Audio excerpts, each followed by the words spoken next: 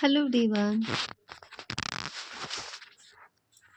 पंचायती राज व्यवस्था में सुधार के लिए विभिन्न समितियों का गठन किया गया था। तो फ्रेंड्स, आज उसकी चर्चा हम करेंगे। आज मैं उस टॉपिक को कवर की हूँ। तो बलवंत राय मेहता समिति 1957, अशोक मेहता समिति 1977, JU के राव समिति 1985, LM सिंघवी समिति 1982, गॉडगिल उप समिति 1988, हरलाल सिंह खेरा समिति 1990 के संस्थान समिति 1962, सादिक अली समिति 1964, हनुमंत राय समिति 1994, PK थुंगन समिति 1988।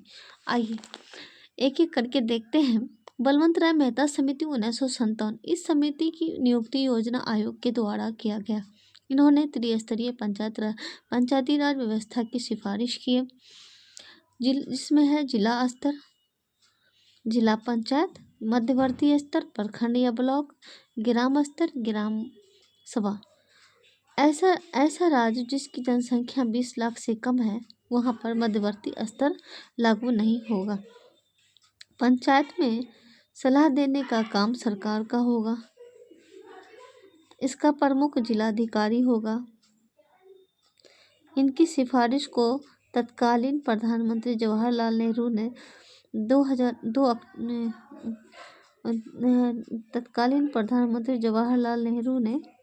1959 के नागौर जिले में सर्वप्रथम लागू किया गया था। पंचायती राज व्यवस्था को सर्वप्रथम 1959 में राजस्थान के नागौर जिले में लागू किया गया था। 11 अक्टूबर 1959 को आंध्र प्रदेश में महबूब जिला में लागू हुआ।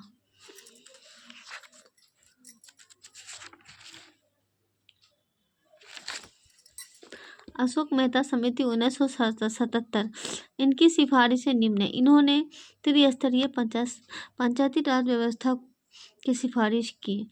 ग्राम स्तर पर ग्राम मंडल या ग्राम परिषद, जिला स्तर पर जिला परिषद। पंचायती राज व्यवस्था का कार्यकाल 4 वर्ष का होगा। पंचायत का चुनाव दल के आधार पर किया जाएगा। पंचायत का संवैधानिक स्वरूप हो। अलग से वित्त आयोग का गठन भी किया जाएगा। SC/ST को जनसंख्या के अनुपात में आरक्षण दिया जाएगा। इनकी सिफारिश को तत्कालीन प्रधानमंत्री मोरारजी देसाई ने अस्वीकार कर दिया। JV के राव समिति 1985। इस समिति को कई समिति कहा जाता है। इस समिति के गठन का मुख्य उद्देश्य गरीबी उन्मूलन है। पंचायत का कार्यकाल 5 वर्ष का होगा। राज्य वित्त आयोग का गठन किया गया। योजनाओं का विकेंद्रीकरण होना चाहिए। प्रशासनिक अधिकारी की गुणवत्ता में सुधार आना चाहिए। लक्ष्मी मल सिंघवी समिति 1986, इस समिति का गठन पंचायत में सुधार के लिए पंचायती राज ग्रामीण विकास मंत्रालय के द्वारा किया गया। इनकी सिफारिशें प्रमुख थीं। पंचायती राज व्यवस्था को 2 भागों में विभाजित किया गया। पहला है ग्रामीण पंचायती राज, दूसरा नगरीय पंचायती राज। पंचायत का कार्यकाल 5 वर्ष का होगा। महिलाओं के लिए पंचायती राज व्यवस्था में 1/3 आरक्षण का प्रावधान किया गया। बिहार, हिमाचल प्रदेश, झारखंड आदि पंचायती राज में 50% महिलाओं के लिए आरक्षण का प्रावधान किया गया। SC/ST को परिसीमन के आधार पर जनसंख्या के अनुपात में आरक्षण किया जाएगा। OBC का आरक्षण राज्य विधानसभा के द्वारा लागू किया जाएगा। आंध्र प्रदेश एकमात्र ऐसा राज्य है जहां पंचायत में अल्पसंख्यक को आरक्षण दिया जाएगा। राज्य वित्त आयोग और राज्य निर्वाचन आयोग का गठन किया जाएगा। पंचायत को संवैधानिक दर्जा प्रदान किया जाएगा।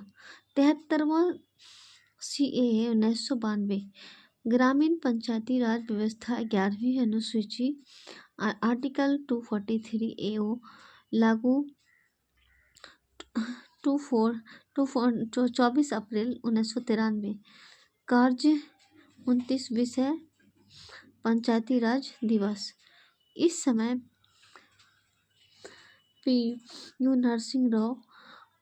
नरसिंह राव संवैधानिक दर्जा प्राप्त पंचायती राज व्यवस्था लागू करने वाला पहला राज्य मध्य प्रदेश है।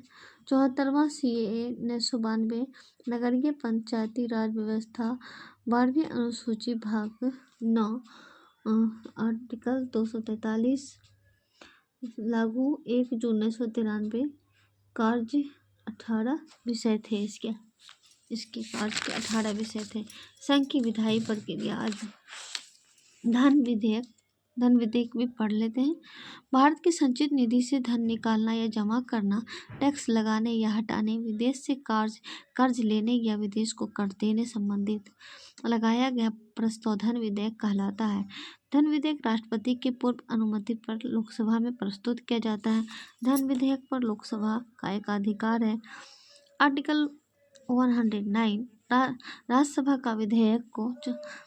के विधेयक को 14 दिन तक रोक सकेगा। राज्यसभा धन विधेयक को 14 दिन तक रोक सकेगा।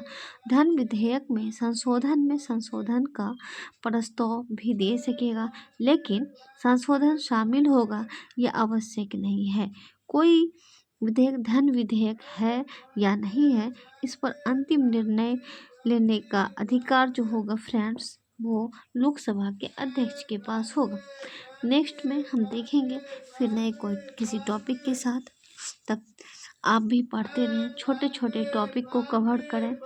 बहुत ज़्यादा पढ़ने के चक्कर में ना रहें कि एक बार पढ़े 2 घंटा 4 घंटा पढ़े। अब जितना ही सब पढ़े, जितना ही सब टॉपिक को सिलेक्ट करें, उसको अच्छी तरीके से उसकी रिविज़न होनी चाहिए।